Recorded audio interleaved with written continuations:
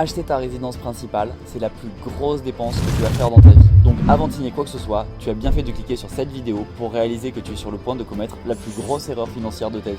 Je sais qu'on te martèle depuis l'enfance qu'acheter ton propre toit, c'est la clé du bonheur et que c'est le meilleur investissement possible, que c'est plus intéressant que de payer un loyer et que tu pourras laisser quelque chose à tes enfants. Mais on va voir que ces trois phrases sont fausses et franchement, si vous envisagez d'acheter une résidence principale, s'il vous plaît, regardez cette vidéo en entier parce que j'ai deux amis qui allaient acheter leur maison récemment et finalement ils ont acheté autre chose et ils sont aujourd'hui très heureux de leur choix. Donc dans cette vidéo, je vais vous développer une bonne fois pour toutes les raisons pour lesquelles vous ne devez en aucun cas acheter là où vous vivez. Et à la fin, vous aurez une vision claire de ce que ça coûte vraiment d'être propriétaire de sa maison et vous aurez une idée précise de ce que vous devez faire pour vous protéger et pouvoir donner quelque chose à vos enfants. On commence tout de suite par le point numéro 1, on vous a vendu du rêve. Quand on demande aux Français leur rêve principal, c'est souvent un couple avec une maison, un petit jardin autour et deux enfants qui courent dedans. Mais ce rêve, il n'est pas arrivé par accident. Mais alors, d'où cette idée a bien pu arriver? La vérité, c'est que c'est le résultat d'années de marketing et certains pourraient même appeler ça de la propagande. Commençons par voir quelques chiffres. Il y a des dizaines d'années, la génération de vos parents ou encore mieux celle de vos grands-parents, en fait plus on remonte loin, plus c'est vrai, mais fixons-nous sur les années 60-70, une maison familiale avec 3 chambres coûtait l'équivalent de 3 à 4 années de salaire net. Donc les gens apportaient 20% comme investissement de départ et leurs frais mensuels pour le remboursement représentaient seulement 30% de leur salaire net. Et dans ces 30%, on inclut le crédit, mais aussi la maintenance, le chauffage, l'assurance, tous les frais liés au logement. Et ce ne sont pas des chiffres au hasard, ce sont ceux de l'INSEE, ils sont ajustés à l'inflation et je vous ai mis toutes les sources en description. Mais pour que ce soit plus frappant, voyons l'exemple avec des chiffres. Et là encore, ce ne sont pas mes chiffres, ce sont ceux des notaires de France, ils prennent en compte les salaires moyens ajustés à l'inflation. Vous avez encore tous les liens en description de tous les articles. Donc dans les années 80, quand vous gagnez 25 000 par an de salaire net après les impôts, vous achetiez une maison entre 75 ou 100 000 euros pour une maison de 100 mètres carrés dans une ville de province. Sauf qu'aujourd'hui, est-ce que vous connaissez un seul logement dans lequel une famille a envie de vivre pour 100 000 euros? Ça n'existe plus. Et si on continue sur cet exemple, pour acheter une maison de 100 mètres carrés en ville, vous apportiez 25 000 euros de capital et vos frais mensuels avec la maintenance, le chauffage, les impôts fonciers, les charges de copro, la taxe d'habitation et le remboursement du crédit, c'était 625 euros par mois. Donc avec un salaire de 25 000 net par an, les mensualités du crédit plus les charges étaient de 625 euros par mois, ça faisait 30% du revenu. D'ailleurs, la règle qui dit que vous devez gagner 3 fois le montant du loyer date de cette époque. C'est parce qu'à cette époque, le loyer ne dépassait pas 30% du salaire des gens. C'était très banal d'avoir ces chiffres. Mais aujourd'hui, est-ce que vous avez déjà vu une maison sur laquelle on peut faire ce genre d'opération? Ça n'existe plus. Les choses sont très différentes, le monde a changé depuis les années 80 et pourtant on continue à réfléchir en se basant sur ces vieilles règles qui nous étaient transmises. Mais après ça n'explique toujours pas la folie qui pousse des gens à acheter des biens immobiliers pour 5-10 fois leur revenu annuel. Mais soyons très clairs, une maison qui vaut déjà 5 ou 7 fois vos revenus annuels, en réalité elle est au-dessus de vos moyens. Et quand vous achetez quelque chose dont vous n'avez pas les moyens, ça va vous rattraper fort. Ce qui nous amène au point numéro 2. Point numéro 2, le mythe du propriétaire de sa maison.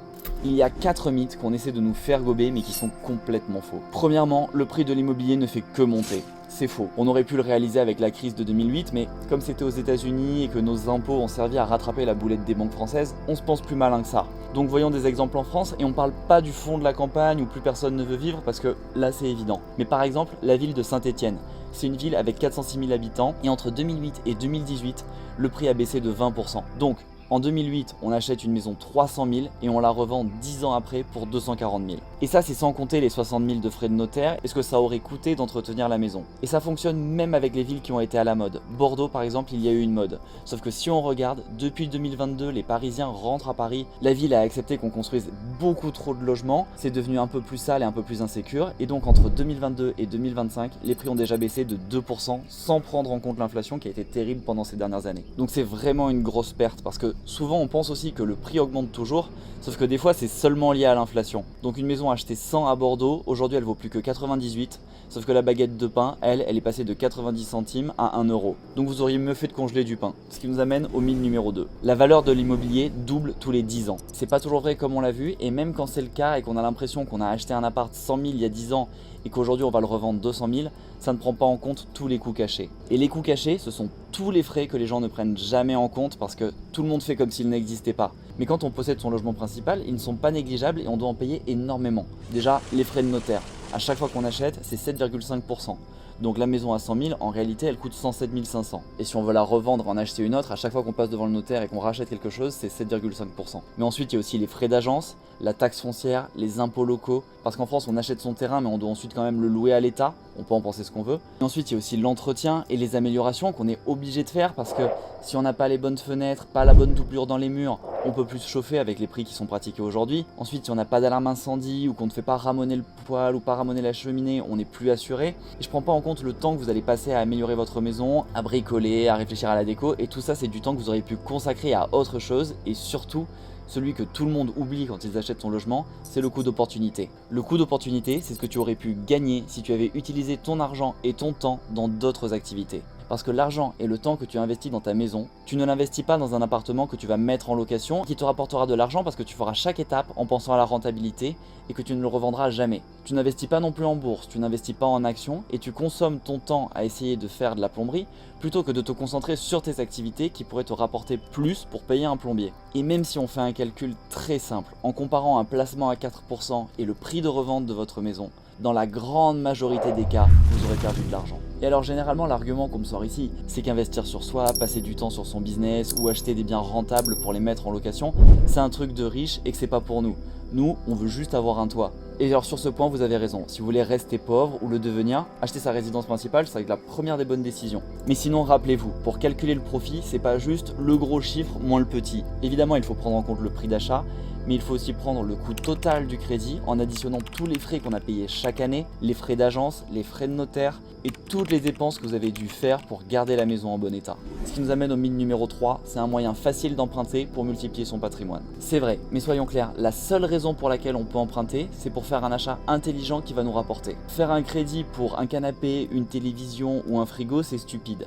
Vous allez le payer plus cher et même si c'est un crédit à taux zéro, vous aurez une assurance à payer, peut-être que c'est un taux à zéro ce mois-ci mais il augmente le mois prochain, vous aurez des frais de dossier, bref, il y aura forcément une douille. L'argent gratuit ça n'existe pas. Vous savez qu'à voir le cas d'Upside par exemple, les gens pensaient qu'ils achetaient des iPhones le quart du prix et ils les ont finalement payés 20 000 balles, ils s'en sortent pas et ils ne retrouveront jamais leur argent.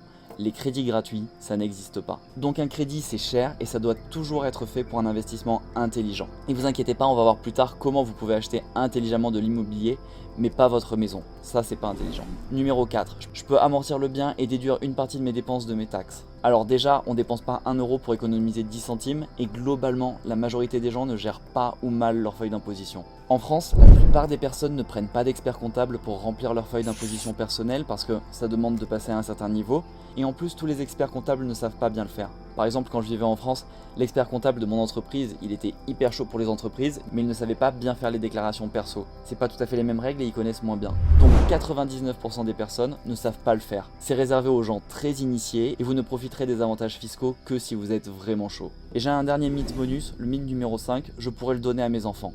Alors c'est vrai, sauf que c'est pas un bon cadeau. On reviendra dessus un peu plus tard dans la vidéo. Tout de suite, on va commencer par quelques mathématiques de CE2.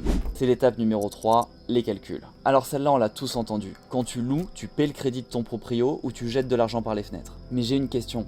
Quand tu vas dîner au resto, est-ce que tu te dis que tu payes le loyer, l'électricité et l'argent de poche de la fille du restaurateur ? Pas du tout. Alors pourquoi on se le dit pour les loyers ? Franchement, j'ai pas réussi à trouver d'où venait cette phrase, mais elle est forte et je suis sûr qu'elle est sortie d'une publicité d'une banque un jour. Parce que quand tu achètes un iPhone, tu paies le crédit d'Apple, les salaires des ingénieurs et la Porsche des investisseurs. Et il n'y a pas de problème avec ça. Tu paies et en échange, tu reçois de la valeur. Et cette valeur, c'est de te donner un toit. Mais alors ici, je veux que tu sois attentif parce que c'est très très important. Si tu es comme la plupart des gens, tu veux vivre dans une ville sympa et demandée.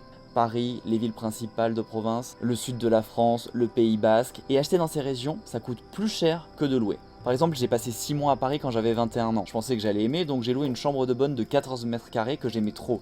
Elle était hyper bien placée, place Victor Hugo, et je la louais 500 €. Et ensuite, le studio à côté de moi était à vendre. Même vue, même emplacement, même ascenseur de service, même salle de bain minuscule, et il était à vendre 150 000 €. Ça veut dire que, même sans prendre en compte les impôts sur les loyers, le coût des intérêts d'un crédit, ce logement, il avait une rentabilité de 2%. Je m'explique, si l'appart coûte 150 000, avec les frais de notaire qui sont de 7 à 8%, disons 7, on le paye 160 500. Ensuite, on doit prendre en compte les charges de copro, la taxe foncière, l'assurance, l'entretien de l'appart. Tous les 20 ans, il va falloir refaire la salle de bain, il va falloir changer un compteur électrique, des fenêtres, une isolation, un chauffe-eau, il va falloir remettre un coup de peinture régulièrement, ravaler la façade. Et si c'est chez toi et que tu y vis, tu vas en plus être tenté de dépenser un peu plus que ce que tu devrais parce que tu as envie de te sentir bien. Donc ça amène à un joli carrelage qui vaut le double de celui que tu pourrais mettre, un papier peint un peu plus cool, une belle table basse. Donc si on prend en compte le vrai coût de posséder le logement dans lequel on vit, si on le traite véritablement comme un investissement qui doit nous rapporter ou nous faire économiser de l'argent, tu vas voir que dans la grande majorité des cas, ça n'a aucun sens financièrement. Donc il faut le voir comme un achat, comme une dépense. C'est une dépense très chère plus qu'un investissement.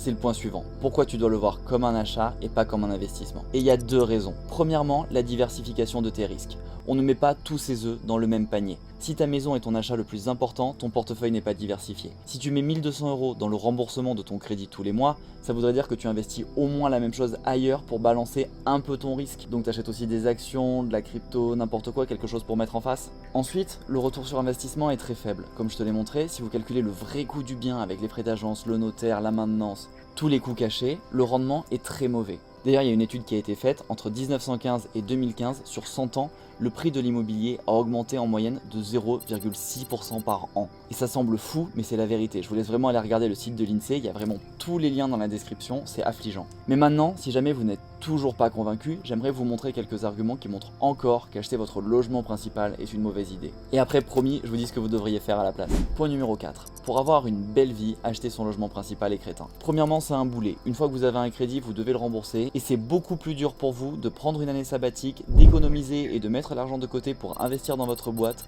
ou dans de l'immobilier rentable. Et vous pouvez vous raconter que vous louerez votre logement principal, mais en réalité, le bien que vous avez acheté pour vous, en plus d'être pas rentable parce que vous avez eu un coup de cœur sur la localisation, sur le charme, donc vous n'avez pas froidement fait une offre, mais ensuite vous l'avez aussi refait joliment avec des matériaux fragiles que les locataires vont péter. Donc vous l'avez sûrement payé trop cher, il va être fragile et si vous décidiez de le louer, vous n'auriez pas une bonne rentabilité. Mais en plus, ensuite, vous avez sûrement trop investi dedans pour vous sentir bien. Et si vous le revendez rapidement, il est très peu probable que vous arriviez à le revendre plus cher si vous ne l'avez pas acheté dans ce but dès le départ. Ce qui nous amène à la raison stupide numéro 2. Vos besoins vont évoluer. À un moment, on a envie d'acheter parce qu'on a 2 enfants, donc on veut être près des écoles, il faut 3 chambres, et comme on bosse, on doit aussi être pas trop loin du taf.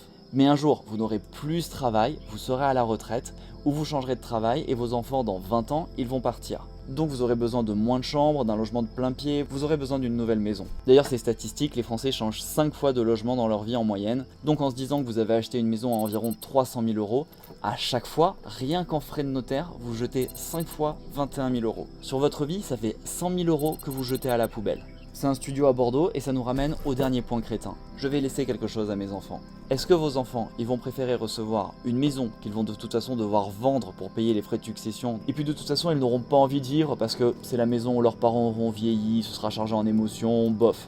Donc est-ce qu'ils vont préférer cette option ou est-ce qu'ils vont préférer recevoir 3 studios rentables qui crachent des loyers et qui leur apportera un petit soutien financier pour toute leur vie? Je crois que la question est vite répondue et ça nous amène à ce que vous devez acheter comme immobilier. Tu dois acheter de l'immobilier pour le louer.